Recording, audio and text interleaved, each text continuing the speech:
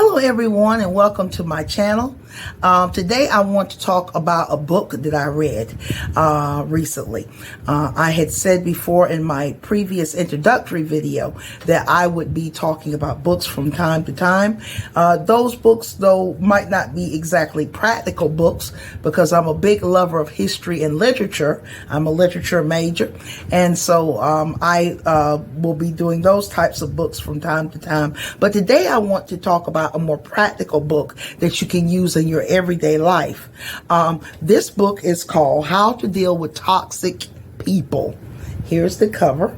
It's a small book, not very thick, maybe only a little over 100 pages.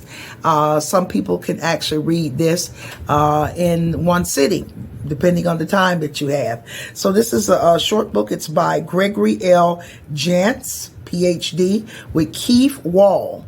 And this book, I found it in the Christian section, but anybody can read it. It can, no matter whether you practice a religion or not. This is good practical advice.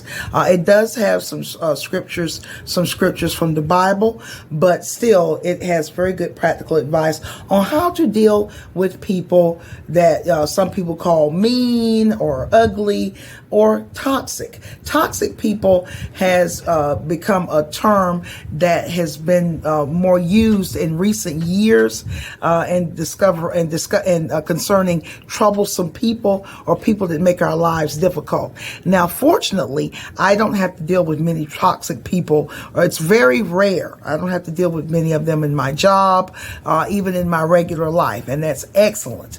So, but I bought this book because you just never know.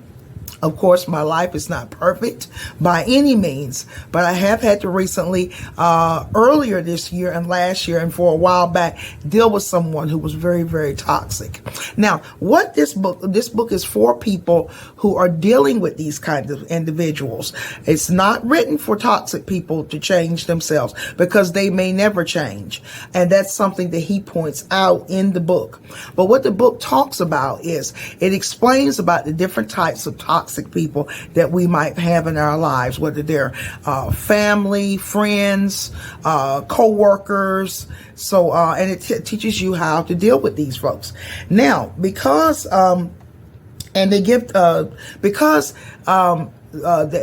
have to realize that they may never change. Now, he mentions in chapter 1 that there are many types of toxic people. And then he goes on in chapter 2 and he gives them names.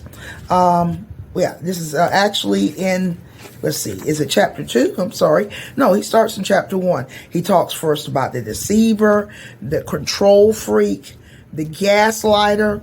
Okay.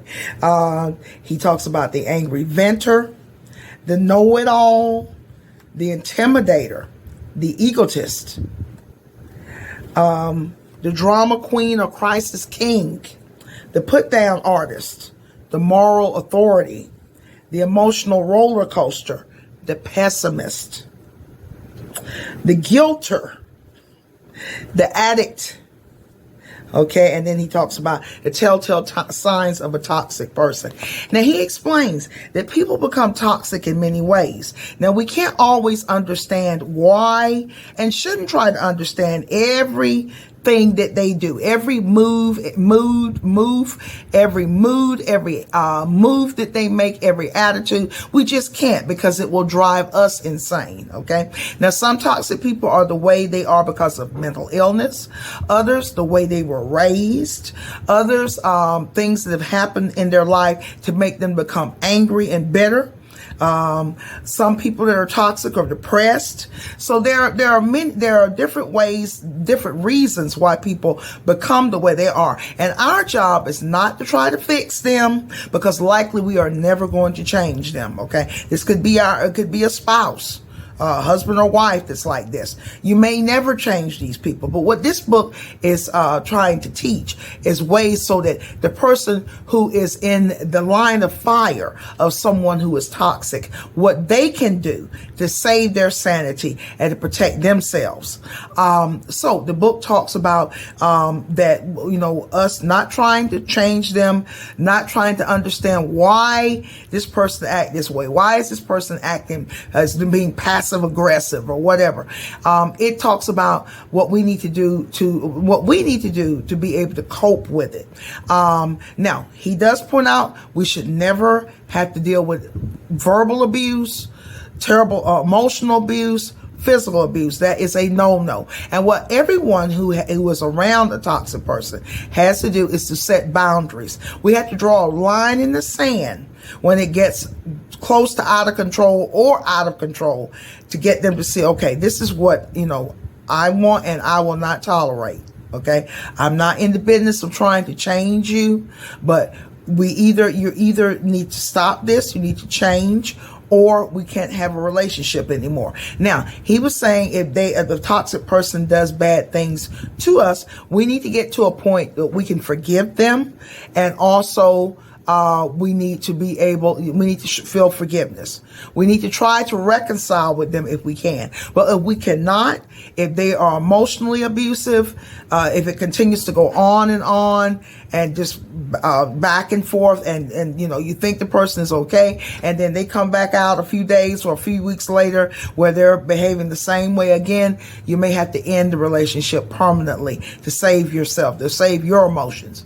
So it is a really good book. I don't want to go any longer than I've already talked 6 minutes, but I would recommend this book no matter if you're Christian or not. Okay, there are a lot of people that have these kind of people in their lives and they don't know what to do with them. And in American society, it's sort of getting worse and worse because, people don't have the family closeness that they used to. A lot of people are alone. A lot of people are angry and bitter and hate their jobs. Some people get abuse from their jobs and they take it out on the people closest to them, all of this. So things are not getting easy in American society any easier, or in the world in general. So those of us who, are positive thinking people that, that try to live a positive, calm life, want stability in our lives, we have to learn. We have to learn what we will tolerate and what we will not. And you don't have to tolerate abuse coming from anyone. So I do recommend this book. It's just a short synopsis. You can get it, I'm sure, on Amazon. Just look for it online. Do a Google search. It's also listed on Goodreads. Goodreads.com, which is connected to Amazon. So you can look for it on other sellers. Myself, when I order books, I mostly, I try to get the cheapest buy I can get. So I actually use the Kindle. I buy a lot of Kindle ebooks, or I download ebooks. And then for cheaper books to get a good buy, I use Abe Books. But there are other booksellers as well where you can get things like this. So, I'm not sure. I have to look. I forgot to look. But yeah, check out Amazon to see if it's in ebook version through Kindle. So even if you don't have a Kindle, you can actually download the Kindle app from off of Amazon, and you can get the book. So thanks for viewing my video, and I'll talk to you and come back with more soon.